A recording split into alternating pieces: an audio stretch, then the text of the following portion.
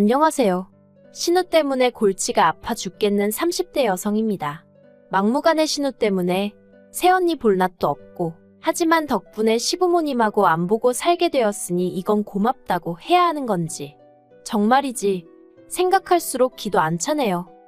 일단 남편하고는 친정어머니 친구분의 소개로 만났어요. 정확히 말하면 제가 어려서부터 이모이모하고 따랐던 친정어머니 친구분의 먼조카죠. 오래전부터 둘이 참 잘 어울리겠구나 싶으셨다며 한번 만나보라고 하시길래 거절하기도 뭐해서 나갔던 자리였어요. 그런데 이상하리만치 첫 만남에서부터 말도 잘 통하고 그래서 시간 가는 줄도 모르겠더라고요. 그리고 이후로도 남편의 주도하에 저희는 몇 번의 만남을 더 가졌고 결국 3년의 연애를 하게 되었네요. 그런데 남편과 진지하게 결혼 이야기가 오가기 시작할 무렵 남편 집안에 일이 생겼습니다. 바로 아버님께서 어머님이나 다른 가족들과는 상의도 없이 퇴직금 전부를 신종코인에다가 투자를 하신 거였죠. 어머님 말씀으로는 아버님의 퇴직금이 남편의 결혼자금이기도 했다는데 그러니 참으로 난감한 상황이 아닐 수 없었어요. 그걸 감안하고 결혼을 하자니 저희 친정 쪽 부담이 이만저만이 아닌 상황이었고 그렇다고 결혼을 미루자니 솔직히 몇 천만 원이나 되는 돈이 언제 다시 모일지 누구도 장담할 수 없었으니까요. 하지만 결국 저희는 처음 아기가 나왔던 대로 결혼을 진행하게 되었습니다. 부족한 건 부족한 대로 그렇게 시작해보자고 둘이 힘을 합쳐 살면서 하나씩 메꿔나가보자고 그렇게 결심을 했었거든요. 그리고 친정부모님의 이해와 배려로 저희는 친정부모님 건물에서 살림을 시작했습니다. 주로 대학생이나 혼자 사는 직장인들에게 월세를 주던 방이라서 사이즈 자체가 크진 않았지만 그래도 저희 둘이 신혼집으로 쓰기에 아주 불편한 정도는 아니었어요. 게다가 어쨌든 저희 신혼집이 되다 보니 친정부모님이 안에 싹 새로 도배도 해주시고 신경을 써주셨지요. 한편 결혼 당시 남편은 직장을 다니는 회사원이었던 반면 저는 친정어머니 그리고 새언니와 함께 반찬 가게를 하고 있었어요. 원래 저는 대학 졸업 후 남편과 마찬가지로 평범하게 직장 생활을 하던 회사원이었는데 친정어머니가 그 무렵 갱년기 때문이셨는지 많이 우울해하셨거든요. 그리고 그런 어머니께선 평생을 전업주부로만 사셨던 게 후회가 되신다며 이제라도 당신이 뭘 좀 할 수 없을까 하는 고민을 하고 계신 눈치셨지요. 그런데 그 당시 저도 월급은 박봉이었던 데다가 제 적성에 맞지도 않는 일을 하다 보니 하루하루가 고역이었거든요. 그래서 지금 생각해보면 정말 대단한 객기 아니었나 싶은데 친정어머니께 같이 반찬 가게를 해보자 했습니다. 친정어머니 손맛은 이미 주변에 아는 사람들은 알아줄 만큼 좋았고 저는 경영학을 전공했다 보니 왠지 가게 관리 정도는 할 수 있을 거란 자신감이 있었거든요. 그래서 그렇게 저희 모녀가 일을 저질러 버렸네요. 그리고 타이밍 좋게 당시 친정부모님 건물 1층에 작은 공실이 하나 있기도 했고요. 아무튼 그리고 한 1년쯤 지나 친정오빠가 결혼을 했고 얼마 지나지 않아 새언니가 자기도 반찬 가게 일을 같이 하면 안 되냐고 물어왔어요. 새언니는 당시 학원 강사로 일하고 있었는데 워낙 교육열이 심한 동네에서 일을 하다 보니 하루가 멀다 하고 학부모들의 민원에 시달렸다고 들었습니다. 어쨌든 처음엔 솔직히 새언니랑은 같이 일은 하고 싶지 않았어요. 그때까지 새언니랑 그럭저럭 잘 지내고 있었는데 괜히 일로 얽히면 좋은 사이가 틀어지는 거 아닌가 걱정스러웠으니까요. 그런데 그 무렵 저희 가게가 온라인 판매까지 시작하면서 장사가 제법 되고 있었거든요. 그러니 친정어머니께선 어차피 한 명 정도는 더 있어야 하는데 하고 싶다는 사람을 두고 생판 남을 데려오는 것도 새언니 입장에선 서운하지 않겠냐 하시며 애둘러 새언니의 합류를 허락하셨습니다.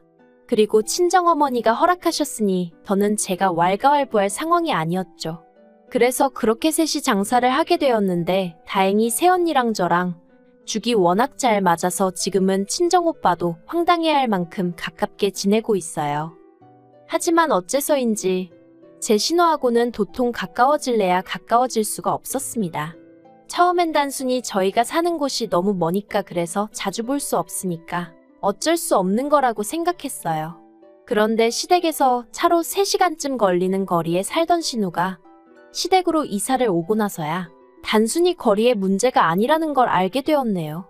이걸 어떻게 이야기를 시작해야 하나 싶은데 남편에게는 위로 3살 많은 신우가 있는데 저희가 결혼할 때부터 계속 이혼 얘기가 오가는 듯 하더니 지난해 기어이 갈라섰단 소식을 전해 들었습니다. 이혼 사유야 말해주는 사람이 없어서 정확히 모르지만 언뜻 남편이 심해부더러 괜히 손이 욕을 해대는 걸 들었기에 막연히 심해부가 뭘 잘못해서 이혼했나 보다고 속으로 짐작만 할 뿐이에요. 실제로 양육권도 신우가 갖게 되었으니까요. 하지만 어째서인지 위자료는 못 받은 듯 했고 그래서 자기 친정 그러니까 저에겐 시댁에 들어가 살게 된 거죠. 여기까지야 뭐 딸이 친정엄마 집에 들어가서 산다는데 그걸 누가 뭐라고 하겠어요? 그런데 집이 워낙 작고 오래되었다 보니 신우가 갑갑함을 느꼈던 모양이에요. 언젠가부터 자꾸 저에게 저희 집에 와 있으면 안 되냐고 연락을 해왔거든요. 처음엔 너무 황당했어요. 제가 신우네 애 또래의 자식이 있어서 둘이 같이 놀게 할 것도 아니었고 남편은 출근하고 저도 저대로 반찬 가게에 매일같이 나가는 상황이었는데 그러면 말 그대로 집이 빈집인데 거길 와 있겠다고 하니 황당할 수밖에 없었죠. 그래서 집에 사람이 없어서 안 된다고 했는데 신우가 기껏해야 TV나 보다 가겠다며 통사정을 하대요. 애 데리고 매번 키즈카페에 갈 수도 없고 그렇다고 집에만 있으려니 계속 어머님 아버님하고 부딪혀서 숨이 막힌다면서 자기 좀 살려달라는 거예요. 그런데 그런 신우의 모습에서 우울증으로 고생하던 친정어머니 모습이 잠깐 보였고 그러니 좀 안쓰럽게 느껴지더라고요. 오죽하면 나한테 저럴까 싶기도 하고 그래서 어쩔 수 없이 갈 곳이 없을 땐 연락하라고 했어요. 그런데 그게 지금 생각해보면 제가 제 발등을 찍은 꼴이었네요.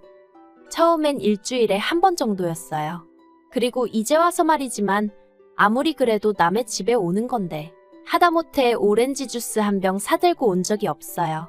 제가 주스 한 병 못 얻어먹은 게 서운해서 하는 소리가 아니라 주인도 없는 집 냉장고를 뒤져대기 일쑤였기에 하는 말이에요.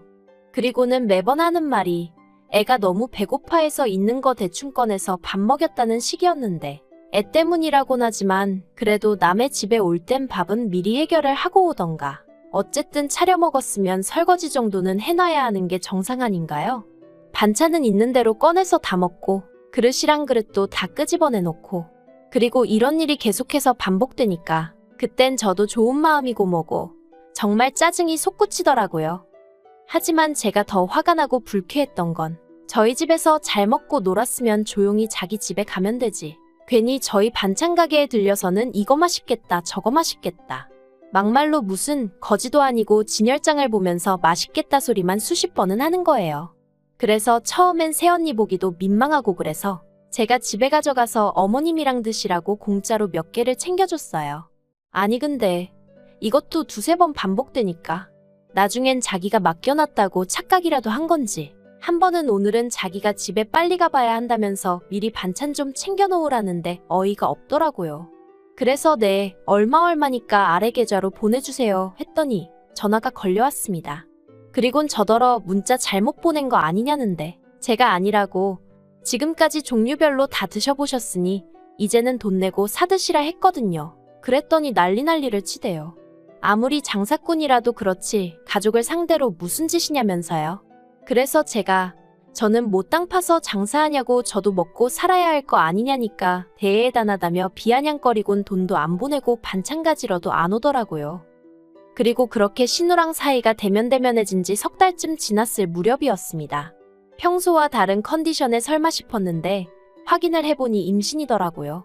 그리고 임신인 걸 알아채기가 무섭게 입덧이 시작되었죠. 그렇다 보니 반찬 가게에서 일은커녕 아예 출입도 하기가 어려웠습니다. 그러자 친정어머니도 새언니도 저더러 무리하지 말라며 가게엔 나오지 말라 했고 저도 제가 나가는 게 오히려 민폐만 끼치는 것 같아 당분간 가게에 가지 않기로 했어요. 그런데 문제는 이 이야기가 신우에게 들어가면서부터였습니다. 알고 보니 신우가 아르바이트를 구하고 있었는데 제가 당분간 일을 못 나간다는 소리를 듣고는 자기가 저 대신 나가면 안 되겠냐고 남편에게 물어봤던 모양이에요. 그리고 남편은 평소에도 자기 누나한테 측은한 마음을 가지고 있었죠. 그걸 탓하진 않아요.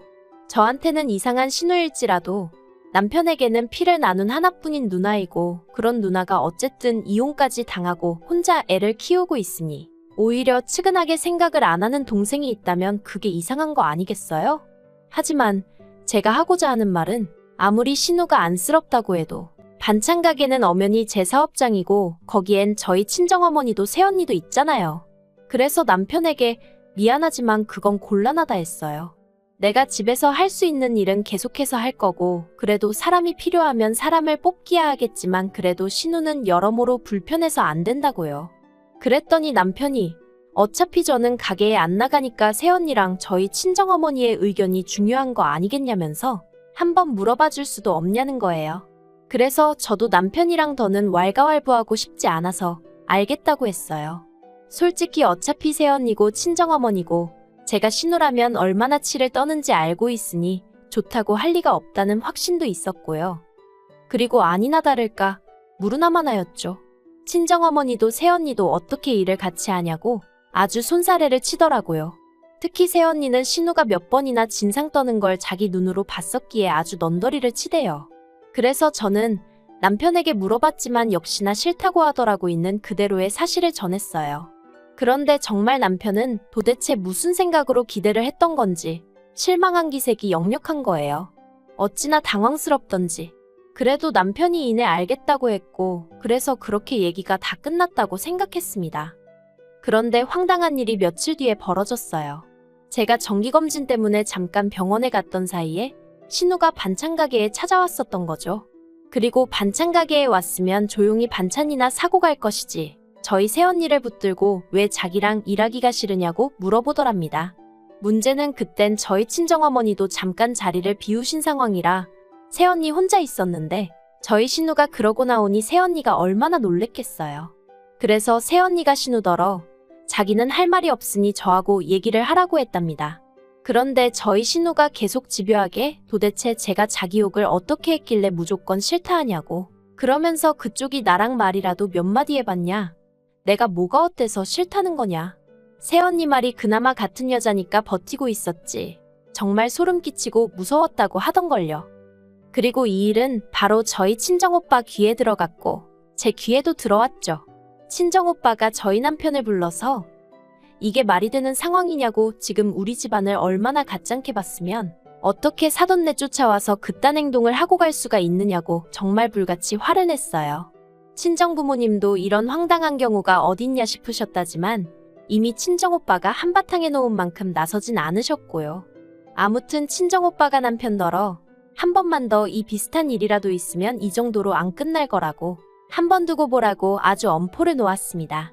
그리고 저희 남편은 그런 저희 오빠 앞에서 정말 내내만 할 뿐 고개 한 번을 제대로 못 들더라고요. 그런데 일이 이렇게라도 이쯤에서 끝났다면 얼마나 좋았을까요?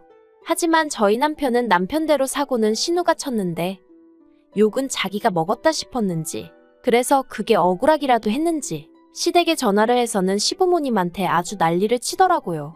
저는 솔직히 남편이 그간 저희 친정부모님께 워낙 깍듯하게 잘해서 시부모님한테 그 정도로 화를 낼 거라곤 상상도 못했어요. 그런데 정말 한마디로 아주 악을 쓰는 거예요. 왜 자기 얼굴에 똥칠을 하냐면서 가뜩이나 장가올 때부터 뭐 하나 제대로 해온 것도 없는데 이렇게 사람을 쪽팔리게 만들어야 되냐고 아주 울분을 토하더라니까요. 그리고 그렇게 절규하는 남편의 모습이 어찌나 처절하던지 괜히 친정오빠가 미워질 지경이었어요. 사람을 혼내는 것도 좀 적당히 하지 그런 생각도 들고 그런데 시부모님이 보이신 반응이 가관이었습니다. 그때 저도 남편 옆에서 스피커폰으로 모든 대화를 듣고 있었는데 어머님이 남편더러 저를 바꾸라시대요. 그래서 저는 솔직히 어머님이 신우 대신 저한테라도 사과를 하시려나 보다 싶었어요. 하지만 웬걸요. 제가 전화를 받기가 무섭게 어머님께서 네 새언니란 여자가 아주 생각이 짧은가 보다며 여자끼리 있던 일을 남편한테 꼰지르고 그런다고 네 오빠라는 사람은 남자가 돼서는 여자들일에 끼어드냐며 아주 이번 기회에 저희 집 식구들을 다시 봤다나요? 정말이지 무슨 말을 해도 말이 통하지 않는다는 게 이런 거구나 싶었어요. 그래서 어머님 말씀이 다 끝났다 싶을 때 다 하셨냐 묻곤 어머님이 어이없어 하시면서 다 안 했다 하시길래 그럼 계속하세요 하니까 저더러 싸가지가 없다대요. 그리고 그땐 저도 짜증이 나서 전화 끊겠습니다 하고 끊어버렸죠. 옆에서 남편도 다 듣고 있었는데 자기도 어이가 없는지 한숨을 내쉬었다 탄식을 했다가 저더러 자기가 정말 뭐라 할 말이 없다며 미안하대요.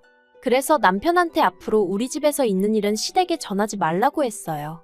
할 얘기가 있으면 내가 할 테니까 당신은 하지 말라고요.